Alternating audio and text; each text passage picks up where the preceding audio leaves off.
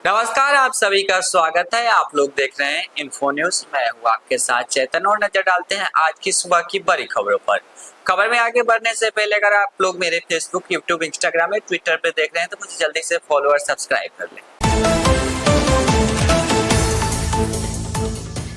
बिहार में मानसून पूरी तरह सक्रिय हो गया है। सावन की तीसरी सोमवारी के मौके पर बिहार के तमाम जिलों में हल्की, मध्यम एवं भारी वर्षा होने की संभावना है।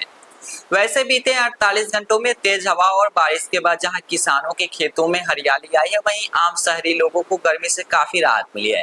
हालांकि तेज बारिश के बाद कई नदियों का जलस्तर भी बढ़ गया है। मौसम विभाग के अनुसार आज सोमवार को भी भारी बारिश का अलर्ट दिया गया है।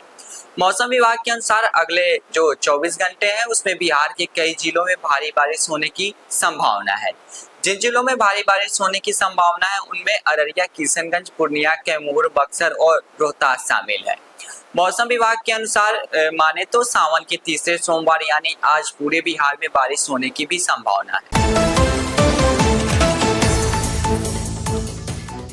बिहार में नीतीश कुमार की पार्टी जदयू में राजद के कई नेताओं ने रविवार को जदयू की सदस्यता ली। जदयू नेता और बिहार सरकार में मंत्री विजय चौधरी और अशोक चौधरी ने राजद का साथ छोड़कर आने वाले इन नेताओं का पार्टी में स्वागत किया। जदयू के प्रदेश अध्यक्ष उमेश कुशवाहा ने कहा कि मुख्यमंत्री नीतीश कुमार की नीतियों से प्रभावित होकर इन नेताओं ने जदयू का दामन थामा है। तेजस्वी यादव पर हमला बोलते हुए कहा कि वे और उनके विरोधी कह रहे थे कि जदयू टूट जाएगी, लेकिन 2024 के लोकसभा चुनाव परिणाम ने उनकी जुबान पर ताला लगा दिया।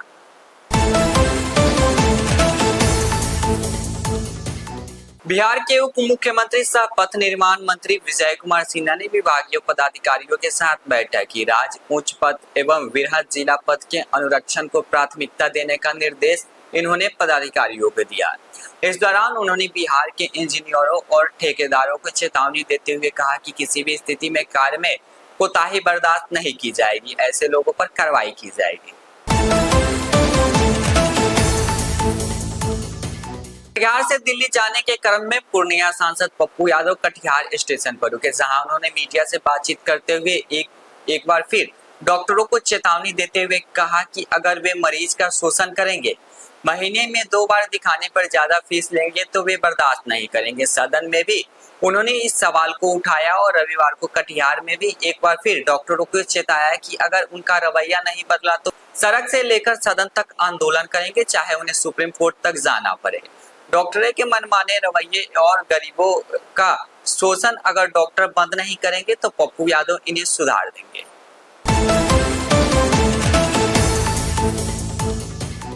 बेगूसराय में बीजेपी सांसद और केंद्रीय मंत्री गिरिराज सिंह ने तेजस्वी यादव, उद्धव ठाकरे, राहुल गांधी, अखिलेश यादव और ममता बनर्जी पर तंज कसा है।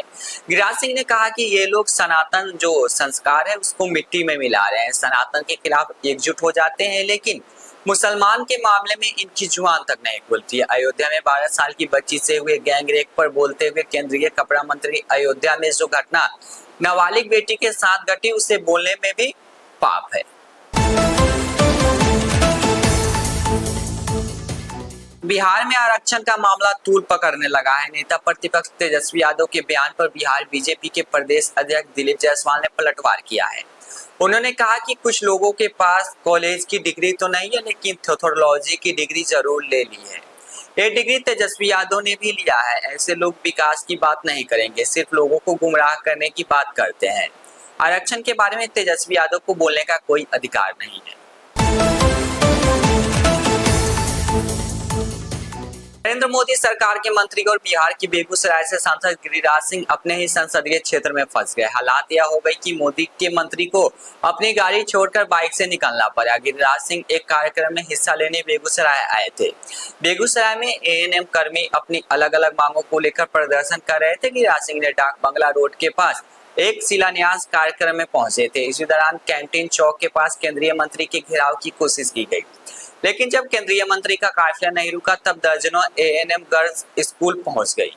जब केंद्रीय मंत्री का कार्यक्रम खत्म हो गया तब उनकी गाड़ी को उन्होंने सड़क पर घेर लिया।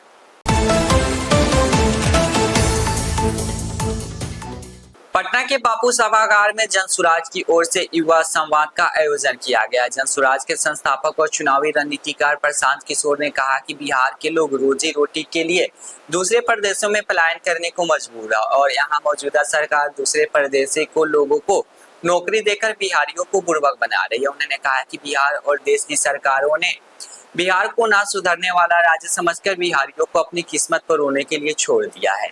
अब बिहारी युवाओं की जिद है जनसुराज और जनसुराज के माध्यम से बिहार को सुधारने की जिद पर युवा शक्ति अड़ गई है।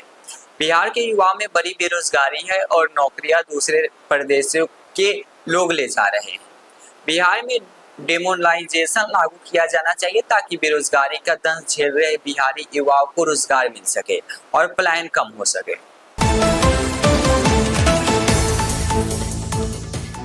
तमिलनाडु के परिवहन मंत्री और डीएम के नेता एस.एस. शिवशंकर ने भगवान राम के अस्तित्व पर सवाल उठाया है। शिवशंकर ने कहा कि भगवान राम के अस्तित्व का कोई सबूत नहीं है। अगर राम अवतार होते तो उनका जन्म नहीं हो सकता था। यदि उनका जन्म हुआ है तो वे भगवान नहीं हो सकते थे। इस बयान पर प्रतिक्रिया देते हुए बिहार के डिप्टी सीएम सम्राट चौधरी ने कहा कि मूर्खों को जवाब नहीं दिया जाता, ये लोग मूर्ख हैं। हमारे रोम रोम में भगवान राम बसे हैं, जिनको जो बोलना है बोलने दीजिए। भारत की संस्कृति में भगवान राम है जो सनातन विरोधी है, जो असुरी शक्तियों से मिले हैं। नेता प्रतिपक्ष तेजस्वी यादव ने नीतीश सरकार से सवाल पूछा है। तेजस्वी यादव ने कहा, मुख्यमंत्री और एनडीए सरकार ने 17 सालों में इतनी नौकरियां क्यों नहीं दी, जातिगत गणना क्यों नहीं कराई, आरक्षण का दायरा क्यों नहीं बढ़ाया। तेजस्वी यादव ने कहा कि हमने 17 महीने के अल्प कार्यकाल में देश में प्रथम बार बिहार में जातिगत आधारित गणना तथा इसके आंकड़ों पर प्रकाशित करने के लिए साथ साथ जातिगत गणना के अनुसार आरक्षण का दायरा बढ़ाकर 75% किया। भाजपा और एनडीए के लोगों ने दलित, पिछड़ों और आदिवासियों के लिए आरक्षित 65% आरक्षण सीमा को रुकावा दिया। एनडीए की केंद्र और राज्य सरकार आरक्षण विरोधी है, इसलिए बिहार में हमारी सरकार द्वारा किए गए 65% का जो आरक्षण है उसे संविधान की 9वीं अनुसूची में शामिल नहीं कर रही है। अभी के लिए इतना ही। देश और दुनिया की बाकी खबरों के लिए देखते रहिए इन्फो न्यूज।